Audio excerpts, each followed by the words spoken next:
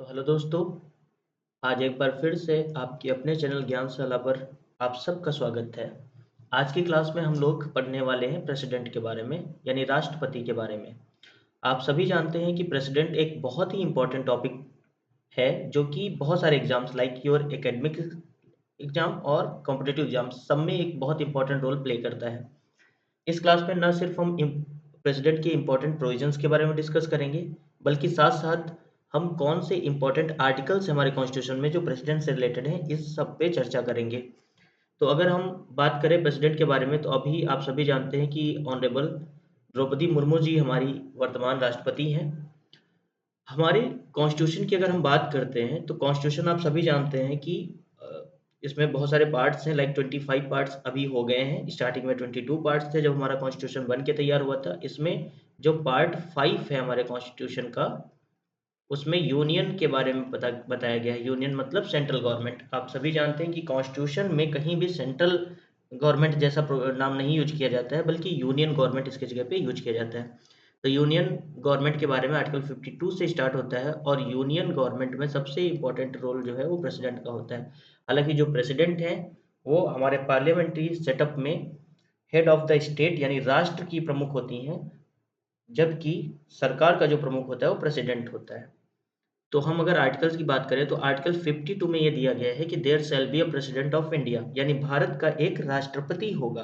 तो इसी आर्टिकल के थ्रू इंडिया में प्रेसिडेंट बनता है। हम अगर आर्टिकल 53 की बात करें, तो इसमें ये दिया गया है कि जो हमारा यूनियन गवर्नमेंट है, मैंने पहले ही बताया कि सेंट्रल गवर्नमेंट को कॉन्स्टिट्यूशन में यूनियन गवर्नमेंट करके रिफर किया जाता है। तो हमारी जो यूनियन गवर्नमेंट है, इसकी जितनी भी एग्जीक्यूटिव पावर है, ये प्रेसिडेंट के ऑफिस में होंगी। यानी the executive powers of the union shall be vested in the president. ये आर्टिकल 53 में बात करी गई है। इसी के साथ में ये भी बताया गया है कि हमारी जो डिफेंस फोर्सेस हैं, चाहे वो आर्मी हो, चाहे नेवी हो, और चाहे एयरफोर्स हो, इन तीनों का जो सुप्रीम कमांडर होगा वो हमारी प्रेसिडेंट या हमारे प्रेसिडेंट ही होंगे। तो आर्टिकल 53 में क्या बताया गया? दो चीज़ें। पहली चीज़ कि हमारा जो यूनियन गवर्नमेंट है, इसकी एग्जीक्यूटिव हेड कौन होगा? हमारा प्रेसिडेंट होगा। दूसरा, हमारे देश की जो डिफेंस फोर्सेस हैं, चाहे वो तीनों जल, थल और नभ, तीनों सेनाओं का जो सर्वोच्च सेनापति होगा वो हमारा प्रेसिडेंट होगा। तो ये दोनों चीज़ें इसमें बताई गई हैं।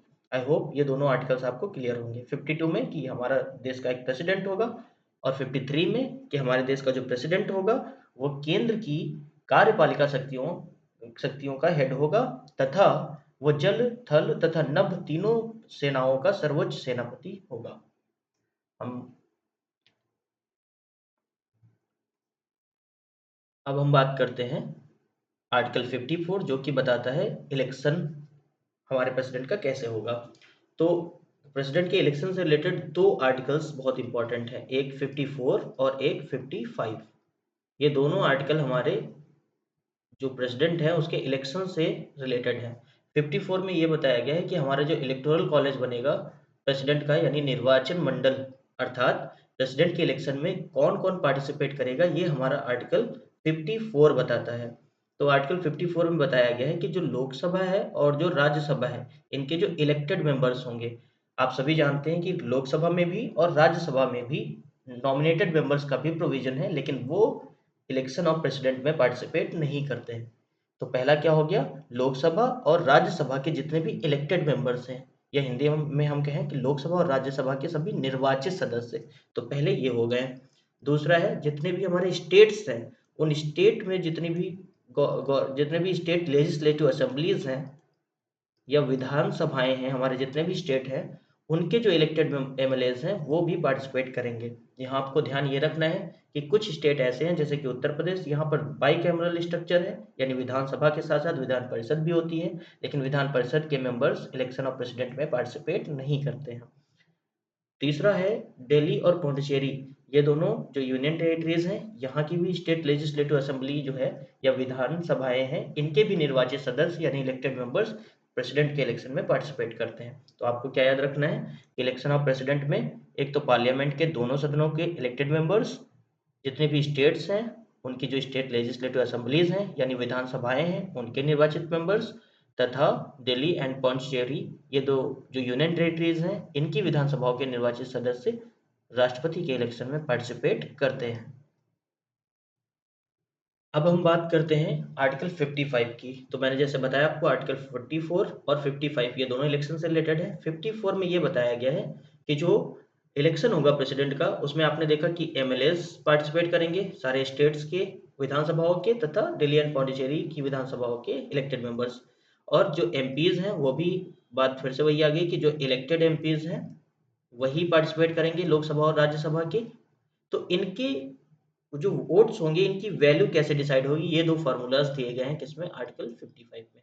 तो एक एमएलए का जो वोट होता है वो, उसकी वैल्यू कैलकुलेट करने के लिए हम टोटल पॉपुलेशन को टोटल इलेक्टेड एमएलए उस स्टेट के कितने हैं इससे डिवाइड करते हैं, तथा उसके बाद उसको 1/1000 से मल्टीप्लाई करते हैं।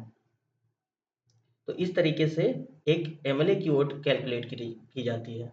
जबकि अगर हम एमपी के वोट की बात करें तो value of all votes of all MLA, यानी सभी राज्यों के जितने भी एमएलएज हैं, विधायक हैं, विधानसभाओं के सदस्य, इलेक्टेड मेंबर्स, उनकी मतों का, उनकी वोट्स का जो टोटल वैल्यू आई है उसको डिवाइड बाय टोटल निर्वाचित सांसद जो हैं हमारे, उससे डिवाइड करेंगे तो हमारे एक एमपी की वैल्यू आएगी। ये क्यों करा गया है, ताकि टोटल एमएलएज की जो वोट है उसका वो बराबर रहे, उसकी वैल्यू टोटल एमपीज के वोट की। तो एक बार फिर से मैं बता देता हूँ कि एक एमएलए जो कि स्टेट की लेजिस्लेटिव असेंबली का मेंबर होगा इलेक्टेड, उसकी वोट की वैल्यू कैसे निकालेंगे, तो उस राज्य की टोटल पॉपुलेशन को उस राज्य के टोटल इलेक्टेड एमएलए से डिवाइड कर देंगे और मल्टीप्लाइड बाय 1/1000 कर देंगे। तो ये फॉर्मूला है एमएलए की वोट को कैलकुलेट करने का। और इस फॉर्मूले से जितने भी एमएलए हैं हमारे स्टेट्स में, स्टेट लेजिस्लेटिव असेंबलीज के, उनकी जो टोटल वैल्यू आएगी उनके वोट्स की, उसको हम टोटल एमपीज के, इलेक्टेड एमपीज के नंबर से डिवाइड कर देंगे तो हमें एमपी का वोट की वैल्यू पता चल जाएगी। इससे आप देख सकते हो कि क्योंकि यहाँ पे एमएलएज की टोटल वोट को ही डिवाइड किया जा रहा है टोटल एमपी से, इसका मतलब दोनों का, यानी पार्लियामेंट का और सारे स्टेट लेजिस्लेटिव असेंबलीज को अगर हम इक्वल पार्ट्स में रखें तो वोट्स की वैल्यू बराबर हो जाएगी। क्योंकि हमारा जो राष्ट्रपति होता है वो सिर्फ हमारी सेंट्रल गवर्नमेंट का हेड नहीं है, बल्कि हमारे पूरे देश का, कंट्री का या स्टेट का हेड है। तो हमने आर्टिकल 53 देख लिया, 52 देख लिया, 54, 55 देख लिया। अभी हम आते हैं आर्टिकल 56 में। यहाँ पे ये बताया गया है कि हमारे प्रेसिडेंट का टर्म कितना होगा, कार्यकाल कितने समय का होगा। तो आप सभी पहले से ही जानते हैं कि हमारे जो प्रेसिडेंट है उनका कार्यकाल 5 साल होता है। आप जानते हैं लोकसभा का मेंबर का भी कार्यकाल 5 साल का होता है। ज़्यादातर हमारे यहाँ 5 साल ही रखा गया है। बस हम अगर बात करें कि राज्यसभा मेंबर्स की, तो वहाँ पे 6 साल हो जाता है, अदरवाइज 5 ईयर जो है वही रहता है। इसके अलावा वो रिजाइन भी कर सकता है। रिजाइन प्रेसिडेंट किसको करेगा, तो रिजाइन अपना सबमिट करेगा वाइस प्रेसिडेंट को। इसके अलावा उसे रिमूव भी किया जा सकता है अपनी पोस्ट से, अगर वो कॉन्स्टिट्यूशन को वायलेट कर रहा है तो। और रिमूवल का जो प्रोसेस है उसको इम्पीचमेंट बोलते हैं, जो कि आर्टिकल 61 में है, आगे देखेंगे। कॉन्टिन्यूशन का मतलब ये है कि अगर प्रेसिडेंट का 5 ईयर कंप्लीट भी हो गया है, तब भी जब तक उसका सक्सेसर यानी अगला प्रेसिडेंट अपना ऑफिस अज्यूम नहीं करता है रिस्पॉन्सिबिलिटीज, तब तक वो अपने पद पर बना रहेगा। तो फिर से मैं इसको समराइज कर दूं। आर्टिकल 56 डील करता है टर्म या कार्यकाल से संबंधित। जनरली राष्ट्रपति का कार्यकाल 5 वर्ष का ही होता है, किंतु उससे पहले भी वो रिजाइन कर सकता है या उसको इम्पीच किया जा सकता है आर्टिकल 61 के अंडर में। आगे अगर हम बात करें आर्टिकल 57 में, तो यहाँ पे बताया गया है, सबसे पहले तो आर्टिकल 57 में ये बताया गया कि जो हमारा प्रेसिडेंट है ये दोबारा से निर्वाचित होने की योग्यताएं रखता है, यानी उसे दोबारा से निर्वाचित किया जा सकता है। जबकि कुछ देशों में लाइक यूएसए वगैरह में एक लिमिट होती है, हमारे यहाँ पे कोई लिमिट नहीं है, प्रेसिडेंट कितनी बार भी निर्वाचित किया जा सकता है। आर्टिकल 58, यहाँ पे आर्टिकल 58 किस चीज़ से डील करता है, तो क्वालिफिकेशंस या एलिजिबिलिटी क्राइटेरिया से डील करता है। 58 भी और 59 भी। 58 में ये बताया गया है कि जो हमारा कैंडिडेट है जो प्रेसिडेंट बनना चाहता है वो सिटीजन ऑफ इंडिया होना चाहिए, यानी भारत का नागरिक होना चाहिए। उसके अलावा वो 35 ईयर की एज को कंप्लीट कर चुका हो, यानी उसकी मिनिमम 35 ईयर एज होनी चाहिए।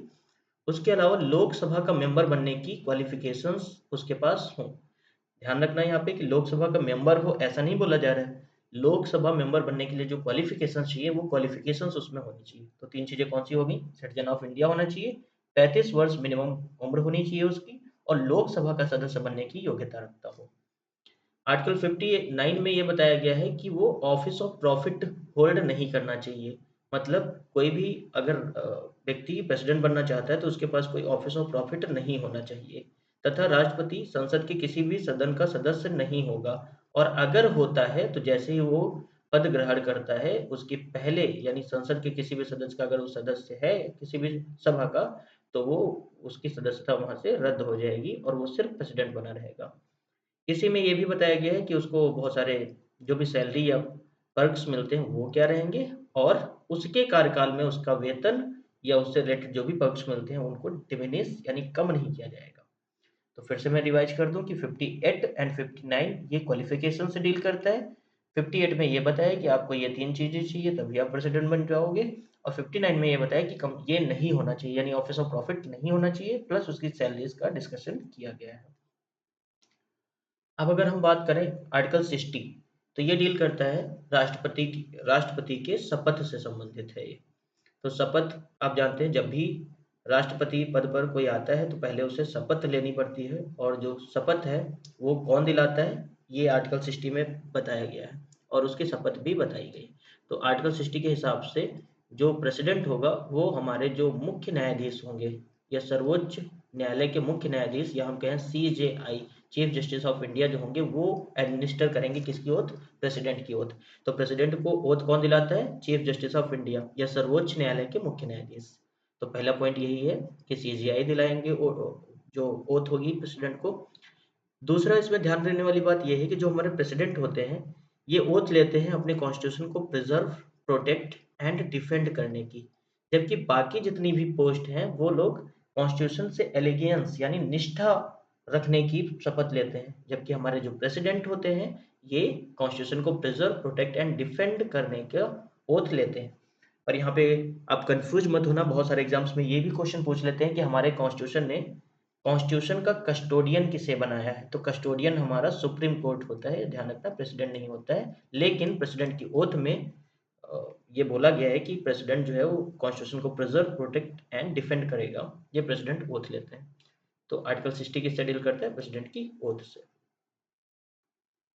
आर्टिकल 61 की बात करें तो जब मैंने बताया था कि हमने आर्टिकल 56 डिस्कस किया था तो वहाँ पे बताया था कि प्रेसिडेंट को इम्पीच किया जा सकता है, यानी उस पर महाभियोग लगाकर उसे हटाया भी जा सकता है।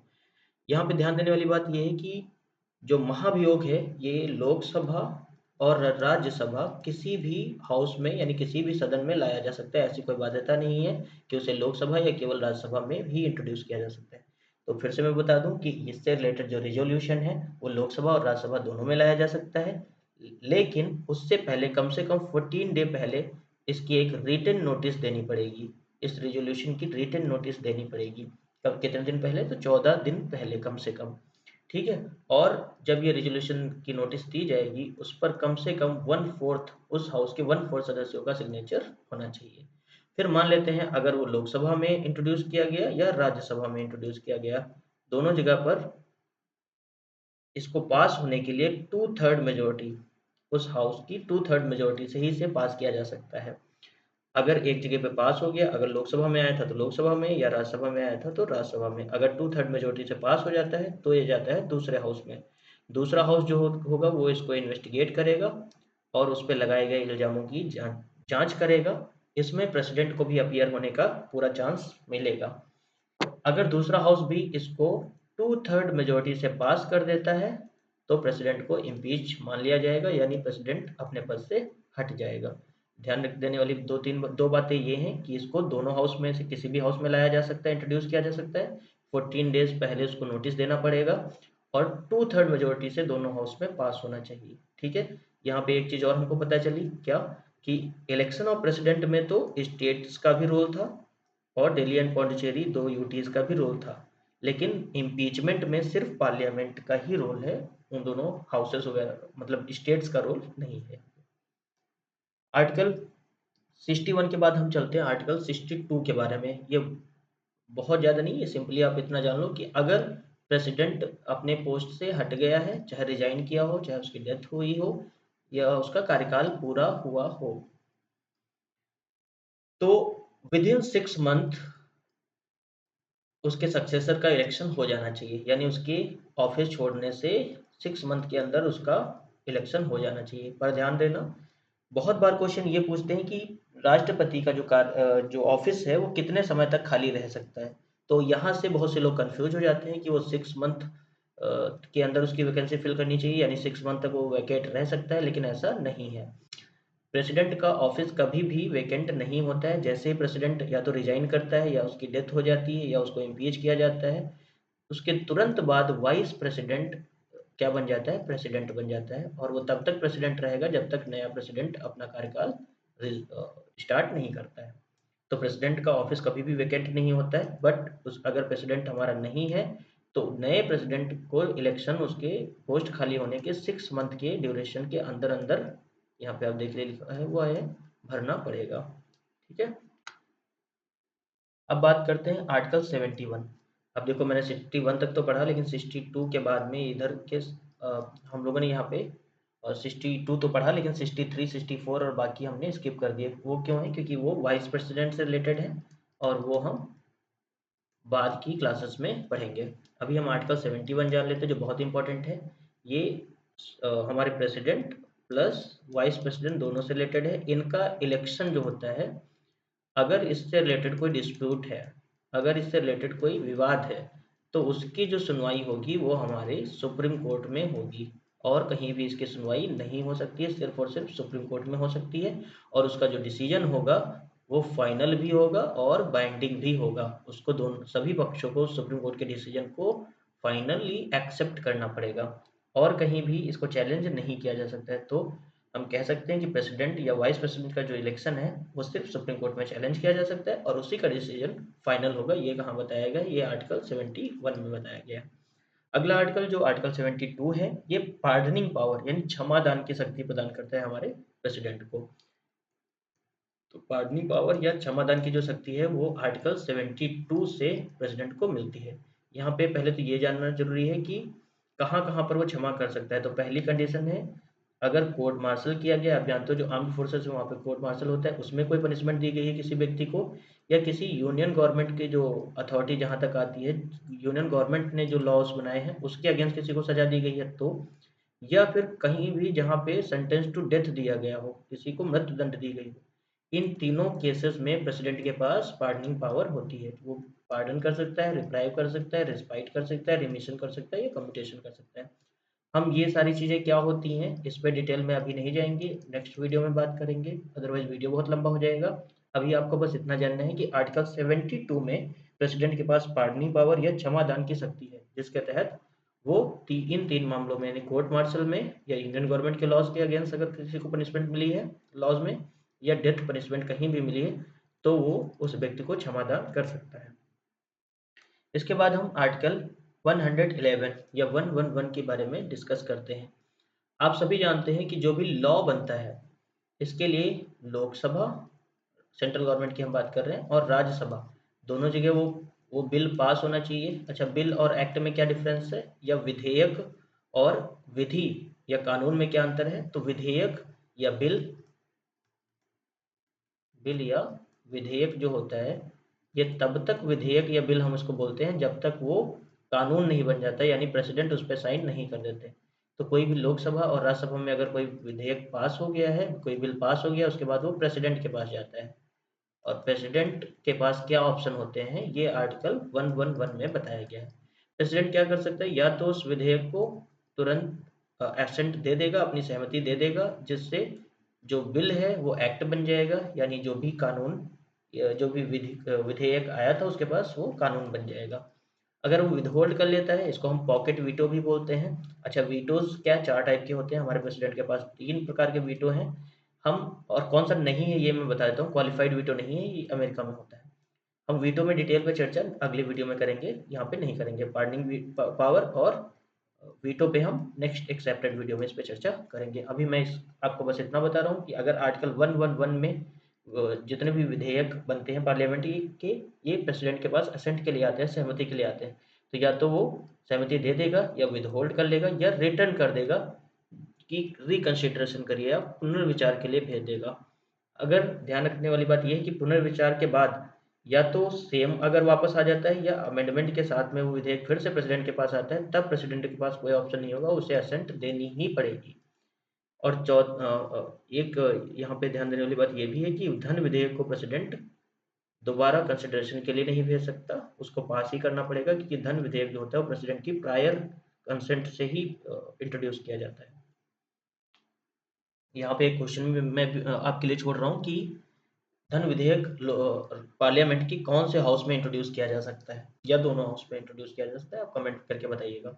खैर, आर्टिकल 111 के बाद हम आते हैं आर्टिकल 123।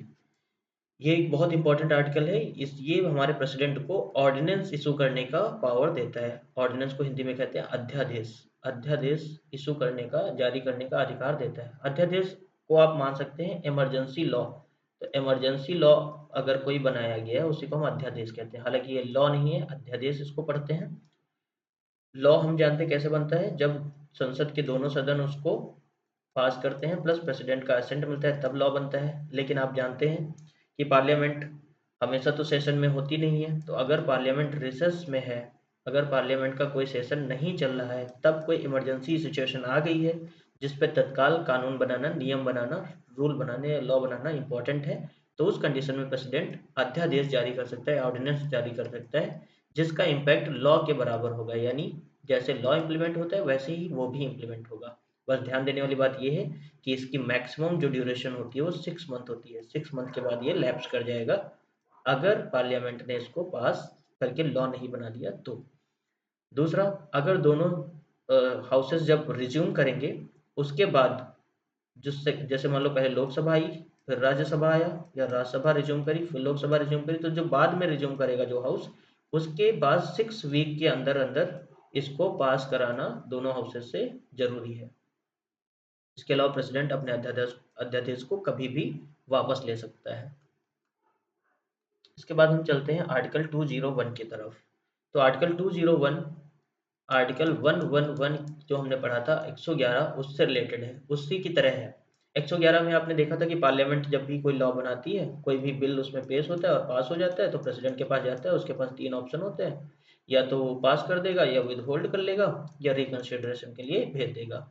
लेकिन अगर स्टेट गवर्नमेंट कोई लॉ बनाती है और गवर्नर को ये लगता है कि ये कॉन्स्टिट्यूशन से रिलेटेड है और कॉन्स्टिट्यूशन का कोई इशू उससे अराइज हुआ है, तो जो हमारा गवर्नर होता है ये, यानी राज्यपाल हिंदी में कहते हैं, ये उस बिल को प्रेसिडेंट के पास भेजता है, और प्रेसिडेंट के पास उस बिल को अंडर आर्टिकल 201 जब तक असेंट नहीं देता तब तक वो बिल फिर लॉ नहीं बनेगा। इसमें क्या है प्रेसिडेंट के पास ऑप्शन, तो या तो वो पास कर देगा और वो लॉ बन जाएगा, या तो विदहोल्ड कर लेगा, या पुनर्विचार के लिए भेज देगा।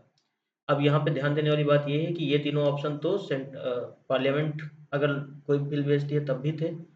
जो चौथा ऑप्शन है कि अगर पुनर्विचार के लिए भेजा गया था फिर से स्टेट लेजिस्लेचर के पास, उसने फिर से वही कानून भेज दिया प्रेसिडेंट के पास, तो प्रेसिडेंट के कोई बाध्यता नहीं है कि वो इसे पास ही करेगा। जबकि पार्लियामेंट में क्या था, पार्लियामेंट अगर दोबारा से भेजती है तो प्रेसिडेंट को पास ही करना पड़ेगा। तो आई होप आपको ये इंपॉर्टेंट चीज़ें जितनी भी थी हमने डिस्कस करी वो आपको समझ में आई होंगी। आपकी जितनी भी अदर क्वेरीज हैं या कोई सजेशन है तो आप कमेंट बॉक्स में लिख सकते हैं। एक बार जल्दी से रिकेप कर लेते हैं। आर्टिकल 52 से हमने स्टार्ट करी थी कहानी, और हमने 201 तक पढ़ी। आर्टिकल 52 में था कि प्रेसिडेंट होगा, 53 में यह था कि प्रेसिडेंट जो होगा वो यूनियन की एग्जीक्यूटिव का हेड होगा, और हमारी जो आर्म्ड फोर्सेस हैं उनका सुप्रीम कमांडर होगा। 54 एंड 55 ये दोनों इलेक्शन से रिलेटेड थे। 56 उसका टर्म यानी कार्यकाल से रिलेटेड थे। उसके बाद 57 में ये था कि वो दोबारा से एलिजिबल है राष्ट्रपति बनने के लिए। 58 एंड 59 ये हमारे प्रेसिडेंट के qualifications and office of profit से रिलेटेड थे। 60 हमारा ओथ कौन दिलाएगा इससे रिलेटेड है, तो प्रेसिडेंट और उसकी ओथ दी गई है इसी में। 61 में हमारा दिया गया है इम्पीचमेंट का प्रोसेस। इसके बाद हम स्किप करके आ गए थे सीधे 71 में। इसमें बताया गया है कि supreme court he election of president and vice president से रिलेटेड जो भी डिस्प्यूट है उनको सॉल्व करेगा। 72 में पार्डनिंग पावर दी गई है, क्षमादान की शक्ति। 111 में कोई लॉ जो है वो प्रेसिडेंट के असेंट से ही कानून बन सकता है, ये दिया है, और उसके पास क्या ऑप्शन है ये दिया है। 123 में ये दिया है कि ऑर्डिनेंस यानी अध्यादेश जारी करने का अधिकार दिया है, और 201 में कोई स्टेट लेजिस्लेचर का कोई कानून है, अगर राज्यपाल प्रेसिडेंट के पास भेजता है तो क्या उसके पास ऑप्शन है, ये दिया है। सो थैंक यू, आज की क्लास में इतना ही। अगले दिन हम लोग प्रेसिडेंट की जो पार्डनिंग पावर थी उसको डिटेल में, और जो वीटो पावर है उसको डिटेल में चर्चा करेंगे। Thank you.